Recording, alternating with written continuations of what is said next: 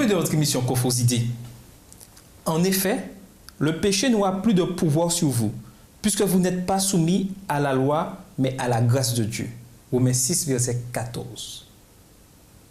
Pouvons-nous vaincre le péché? Nous allons discuter avec Carole et Widges. Carole nous fera la prière.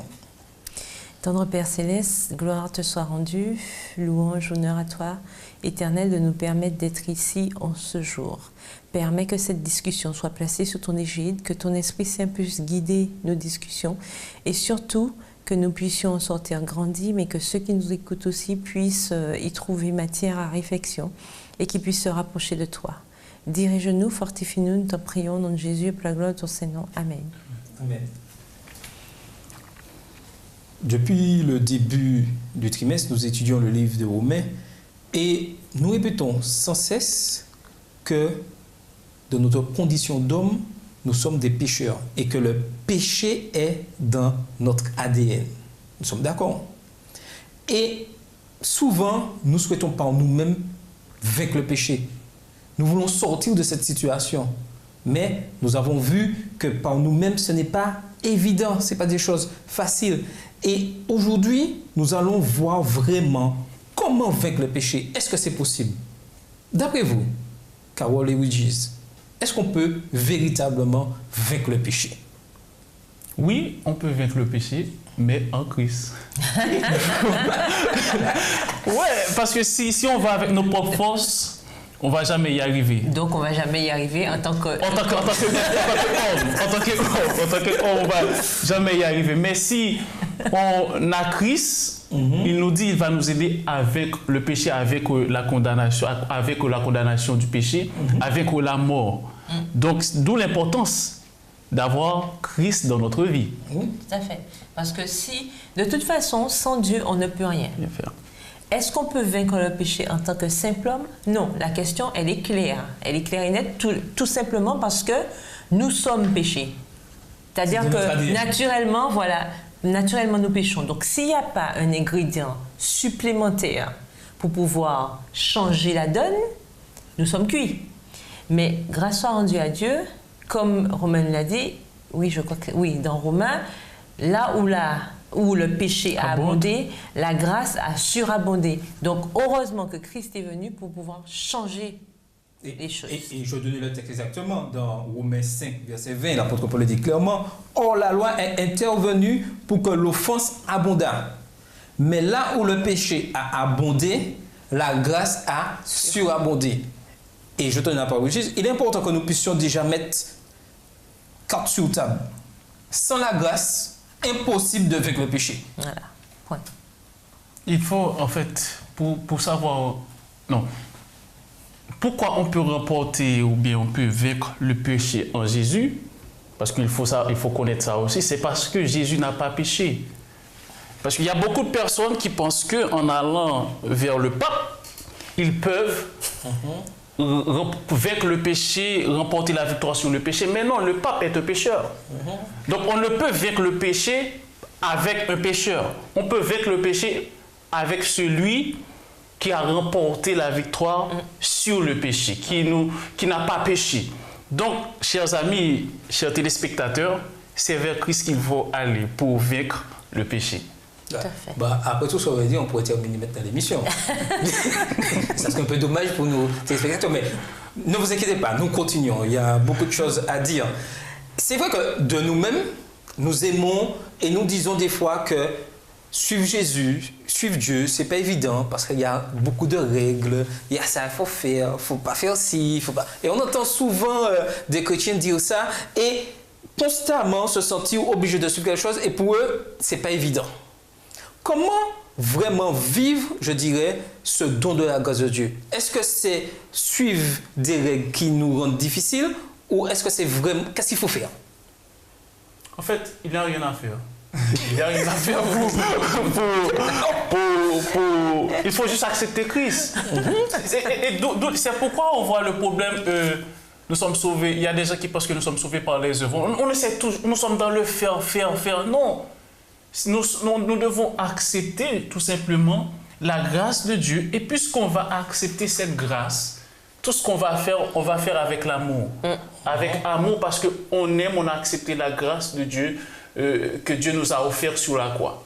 Donc c'est ça, il faut juste accepter la grâce de Dieu pour pouvoir obéir à la loi, pour pouvoir faire les choses avec amour, pour pouvoir faire les choses comme Dieu le veut.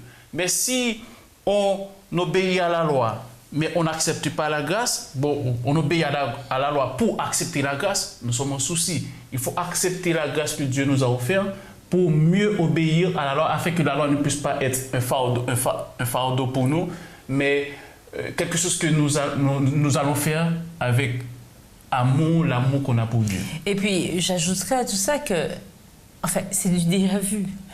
C'est du déjà vu. Dans le jardin, c'est justement là le problème. Le malin, il a mis quoi devant? Il a mis la loi devant avant justement cet amour pour Dieu. Il avait déjà fait, cette stratégie existe depuis que le monde est monde, comme on dit.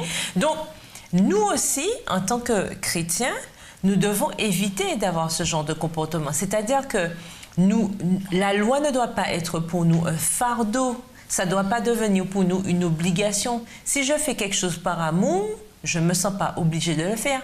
Je le fais parce que j'aime. Donc, j'obéis à la loi de Dieu parce que je l'aime. Mais c'est pas le contraire, quoi. C'est pas pour que Dieu m'aime que j'obéis à la loi. Il m'aime déjà. Et parce que moi, je l'aime en retour, je vais lui obéir. On nous dit, quand on aime, on ne compte pas. On le dit tout le temps. Mais justement, si j'aime Dieu, je vais faire les choses avec plaisir. Mais si je ne fais pas les choses avec plaisir, forcément, à un moment donné, ça va me fatiguer. Ça va me fatiguer parce que je vais avoir une impression d'étouffement. Ça va faire comme si je ne vis pas, je ne me sens pas libre. Et c'est pour ça que malheureusement, souvent, on a des jeunes qui s'en vont, on a des personnes qui quittent l'Église. Pourquoi? Parce que l'Église est devenue pour eux un fardeau. Les lois de Dieu sont devenues un fardeau. C'est un ensemble de règles. Il faut faire ça, il ne faut pas faire ça, il ne faut pas faire ça. Alors que ce n'est pas ça. C'est parce qu'on aime que nous sommes là. Tout à fait. Et en fait, le problème que nous avons, c'est que nous prêchons la loi. Nous ne prêchons pas la grâce. Et Dieu veut aujourd'hui que nous prêchions la grâce. Parce que la grâce libère. Et lorsqu'on va présenter la grâce aux gens, on va présenter la justice de Dieu, l'amour de Dieu aux gens, la justification par la foi aux gens. Donc, quand les gens l'acceptent dans leur vie, ils vont automatiquement obéir à la loi. Mais si on présente la loi aux gens avant de présenter l'amour de Dieu pour eux, il y aura un souci. À un moment, ils vont péter les plombs. Et c'est ce qui arrive dans nos églises. Oui. Les gens pètent les plombs, ils laissent tomber parce que c'est trop lourd pour eux, ça devient trop fatigant pour eux. Mais si on leur présente l'amour de Dieu, tu sais que Dieu t'aime vraiment, ma soeur. Dieu a donné sa vie pour toi. Et la personne, en analysant ce que Dieu a fait pour elle, la personne va dire, ah ouais, je dois obéir. Je vais faire parce que j'aime.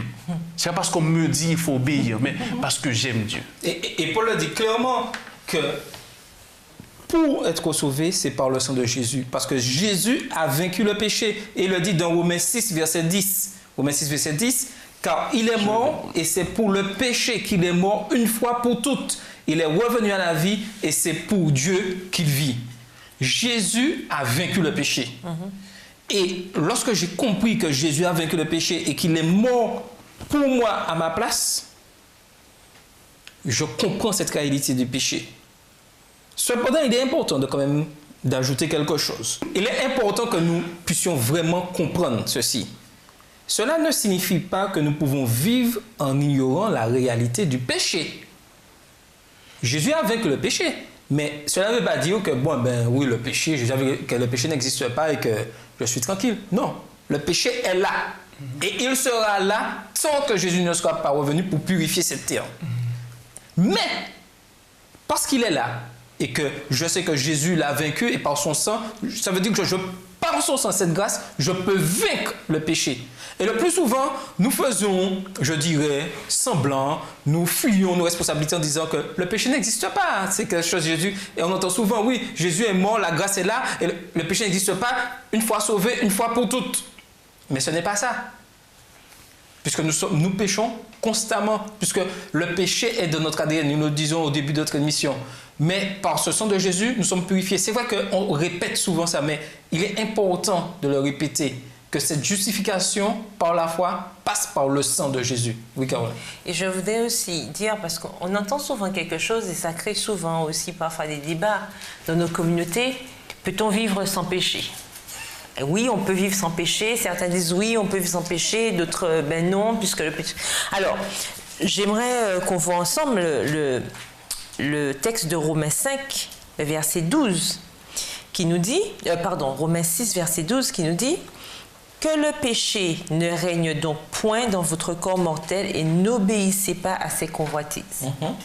Alors, que le péché ne règne donc point. Ça ne veut pas dire qu'il n'y a pas de péché. On a dit qu'il ne faut pas que ça règne. Et il continue en disant « Ne livrez pas vos membres » au verset 13 « au péché comme des instruments d'iniquité, mais donnez-vous vous-même à Dieu comme étant vivants de mort que vous étiez et offrez à Dieu vos membres comme des instruments de justice. Car le péché n'aura point de pouvoir sur vous, puisque vous êtes non sous la loi, mais sous la grâce. » Donc, si on me dit que le péché ne règne donc point, si on me dit car le péché n'aura point de pouvoir sur vous, ben c'est qu'il existe. Parce que je ne vois pas comment quelque chose qui n'existe pas ou plus puisse avoir une quelconque influence sur moi. Donc, cette justice de Dieu dont nous avons parlé la semaine dernière, cette grâce que j'utilise, enfin, dont je profite, voilà, cette grâce dont je profite justement, c'est pour ne pas être en constant porte-à-faux avec Dieu. Tout à fait. C'est ça, c'est pour ne pas être en constant porte-à-faux avec Dieu. Puisque cette grâce de Dieu me permet d'avoir les sentiments qui est en Christ, c'est-à-dire d'avoir cet esprit de Dieu, d'avoir l'idée de Dieu en moi. Donc c'est pour m'éviter de vivre une vie de péché. Mais le péché ne va disparaître que lorsque Jésus reviendra. Donc ça sous-entend quoi? Que tant que Jésus n'est pas revenu, et peut-être que certains ne seront pas d'accord, mais c'est une réalité. Tant que Jésus ne sera pas revenu, il y aura cette lutte constante, ambivalente, puisque nos corps seront transformés, n'est-ce pas, qu'au retour de Jésus. Donc, si c'était vrai que je pouvais y aller et qu'un jour, finalement, sans transformation, je serais complètement sans péché, je ne vois pas l'intérêt de me transformer au retour de Jésus. C'est bien qu'il y a quelque chose, justement, qui doit être éradiqué complètement. Mais, dans mon cheminement avec Dieu, je reste dans cette lignée. Et c'est là qu'intervient, avocat Woodjus Benaparo, ne pas abuser. Et c'est là qu'intervient le mot sanctification. Voilà. Sanctification. Et dans l'œuvre de toute une vie. Et dans ce que croient les adventistes à la page 158, il est dit l'expérience du salut implique la repentance, la confession, le pardon, la justification et la sanctification. Voilà. C'est-à-dire qu'au fur et à mesure, on progresse. Il y a cette progression pour atteindre, c'est-à-dire jusqu'à mon dernier souffle, voilà. Je dois vivre dans la progrès. Je suis en progrès et je vis dans la sanctification. Et les erreurs du passé, je ne vis plus, je ne pratique plus le péché. Oui, voilà. En fait, aussi, il faut dire aussi que Christ viendra chercher une église pure. Donc on peut vivre sans, parce que si nous ne sommes pas purs. Mais une église pure, c'est quoi? Quand je dis une église, il a bien dit pratiquer.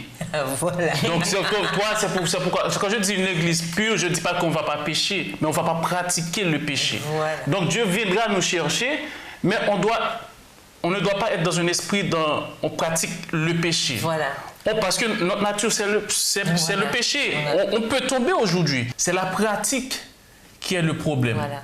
Et il faut faire très attention parce que si Christ vient aujourd'hui, il nous trouve dans la pratique du péché, répétant la même chose, la même erreur, donc on ne n'aura pas la vie éternelle. Et je complète, attends, être sanctifié, c'est être déclaré saint et affranchi du péché. Voilà. La sanctification est une partie de notre expérience du salut. Mais la question peut se poser, est-ce à dire que nous sommes déclarés parfaits? Oui, nous sommes déclarés parfaits. Est-ce que nous sommes parfaits? Non. Non. Nous sommes déclarés. Est-ce que vous voyez la différence? Nous sommes déclarés. Nous sommes déclarés parfaits, mais je ne suis pas parfait. Par rapport à notre nature. À cause de notre nature humaine. Et Paul le dit très bien dans Romains 5, verset 18. Ainsi, la faute d'un seul Adam a entraîné la condamnation de tous les humains. De même, l'œuvre juste d'un seul, Jésus-Christ, libère tous les humains du jugement et les fait vivre. Et cette idée de déclaration, justement, de déclaration de perfection, rentre tout à fait dans le cadre de la substitution. Nous sommes d'accord. C'est parce que Dieu me voit à travers Jésus que je suis déclaré parfait. Mais en moi-même, je ne le suis pas. Et c'est pour ça qu'il faut constamment marcher avec Christ, parce que c'est lui qui me permet de... Voilà. Parce que lorsqu'on pêche, en fait, l'apôtre Jean nous dit dans 1 Jean, on a un avocat auprès du Père qui est là pour nous justifier, pour nous représenter. D'où, comme Carole l'a dit, d'où l'importance d'avoir cette connexion, de se mettre derrière Jésus pour que son Père puisse nous voir. Tout à fait. Sinon, sans cette relation avec Jésus, notre grand frère, il n'y a pas de truc, c'est pas possible. C'est impossible. Mais il est important aussi de savoir que cette lutte intérieure entre le bien et le mal ne va pas disparaître par magie. Nous serons toujours tentés. C'est pas quelque chose qui va disparaître parce que nous sommes justifiés. Être justifié et sanctifié ne signifie pas que nous serons débarrassés par magie du péché, débarrassés de la tentation. Elle sera toujours présente. Mais cela veut dire plutôt que Jésus est là pour nous et qu'il est prêt à nous aider à chaque fois que nous aurons besoin. On a même l'exemple de Jésus. Jésus a été tenté en toutes choses. Ah oui. Donc on sera toujours tenté, Et Jésus, il n'a pas péché parce qu'il avait cette connexion avec son Père. Constante avec son Père. Et c'est là aussi pour nous, ça doit nous apprendre ou nous encourager à avoir cette connexion constante avec le Seigneur pour ne pas tomber lorsque nous sommes tentés. Et il y a un point aussi qu'on a tendance à oublier, c'est que Jésus aussi, non seulement il avait cette connexion constante avec son Père, mais Jésus, c'était Emmanuel, Dieu avec nous. C'était le Créateur qui était venu sauver la créature. Donc, forcément, il se devait d'être un exemple sans tache, un exemple parfait. Et donc, justement, de par cet exemple que nous pouvons suivre, nous avons justement cette espérance de retrouver cet état premier que nous avions avant le péché. Alors, tout à l'heure, tu nous disais que nous avons un avocat auprès du Père.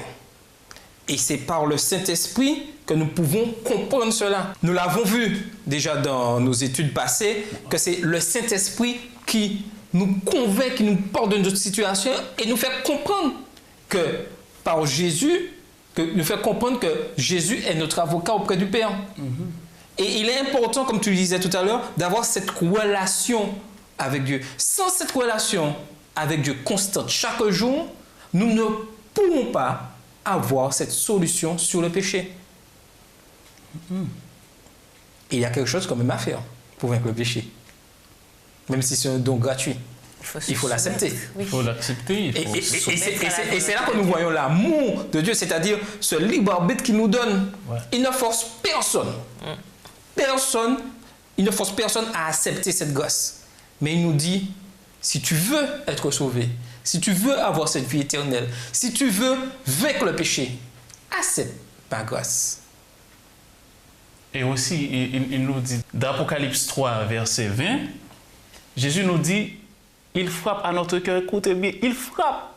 Il vient pas, il pouvait rentrer, c'est lui qui nous a créés, bien sûr. Il pouvait rentrer de force, faire comme notre ennemi juré. Comme un voleur. Comme un voleur. Mais il prend le temps, il frappe à notre cœur. Si vous entendez ma voix, si vous entendez ma voix. Et si quelqu'un ouvre la porte. Et si vous voulez ouvrir, donc on voit que Dieu, lui, il nous respecte. Il est un gentleman, comme j'aime dire. En fait, Dieu nous respecte, il ne nous force pas. Il ne nous force pas, chers téléspectateurs, à accepter sa grâce. Peut-être en ce moment, il vous parle, eh bien, c'est le moment d'accepter la grâce de Dieu pour avoir cette vie éternelle. Tout à fait. Mais avant d'arriver à la fin, on entend souvent dire, et parmi ceux qui ont étudié la Bible, on entend souvent des théologiens dire qu'une fois qu'on a déclaré que Jésus est Seigneur, qu'on a accepté sa grâce merveilleuse, on n'est plus sous la loi et par conséquent, on n'a plus à l'observer. N'importe quoi. La grâce n'a de sens que si la loi est encore là. S'il n'y a pas de loi, je ne vois pas l'intérêt de la grâce. Puisque la grâce, c'est quoi? C'est Jésus qui est venu mourir sur la croix pour nous, et on a parlé de justification, parce que nous avons péché, et il fallait qu'il nous couvre de son sang pour que nous soyons sauvés. Si nous acceptons, bien sûr, ce sacrifice. Donc, je ne vois pas comment il faudrait qu'il y ait un sacrifice pour quelque chose qui n'existe pas. C'est-à-dire une transgression à la loi. Donc, s'il y a transgression à la loi, c'est que la loi existe. Donc, s'il y a une grâce, c'est par rapport à l'existence de la loi. Donc, on voit aussi que la loi est très importante. Mais oui. Parce que sans la loi, pas de grâce et pas de vie éternelle. Mais... Parce que la loi me montre que j'ai péché. Tu vois, la loi me montre que... Et vous disent, tu as péché là, tu as fait quelque chose qui n'est pas bien. Mais bien sûr. En même temps, il me guide vers la grâce. En même temps, elle me guide vers la grâce. Mais il faut être franc. Tout à fait, mais il faut être franc. Lorsque de telles paroles sont dites, c'est juste parce qu'on veut se justifier soi-même. Et on chérit quelque chose. On cherche des excuses. On cherche des excuses, on cherche le péché pour vivre dans le péché. Et quand certains disent que la loi est abolie, c'est qu'ils ont un problème surtout avec le 4e commandement. Souviens-toi du jour du repos. Et comme on cherche à se justifier, et le plus souvent c'est ça le problème, je cherche à imposer à Dieu ce que je souhaite. Ma vision des choses. Donc je dis oui, il y a la grâce, donc ça abolit la loi.